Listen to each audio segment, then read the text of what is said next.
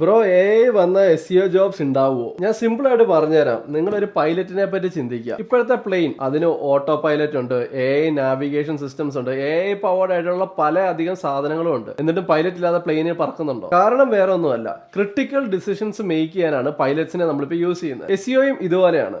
വെച്ച് നിങ്ങൾക്ക് title tag, meta tag, അതുപോലെ ഒരു പരിധി വരെ കീവേഡ് റിസർച്ച്, നിങ്ങൾക്ക് ഒരു ബ്രീഫ് ആയിട്ടുള്ള ഒരു കണ്ടന്റ് എഴുതാം, അല്ലെ സൈറ്റ് ഓഡിറ്റ് ചെയ്യാം, ഇങ്ങനത്തെ ബേസിക് കാര്യങ്ങൾ ചെയ്യാം. പക്ഷെ ഒരു ബ്രാൻഡ് നിങ്ങൾക്ക് പൈസ തന്ന SEO ചെയ്യുമ്പോൾ അവരും എക്സ്പെക്ട് ചെയ്യുന്നത് അവർക്ക് ലീഡ്സ് വരണം, അവരുടെ സെയിൽസ് എങ്ങനെ ഗ്രോ ചെയ്യാൻ പറ്റും, അവരുടെ ബ്രാൻഡിനെ എങ്ങനെ റിസൾട്ട്സിൽ കാണിക്കാൻ പറ്റും, എന്ത് ചെയ്താലാണ് അവരുടെ കോമ്പറ്റീറ്റേഴ്സിനെ ബീറ്റ് ചെയ്യാൻ പറ്റുന്നത്. ഇതൊക്കെയാണ് ഒരു സ്ട്രാറ്റജി.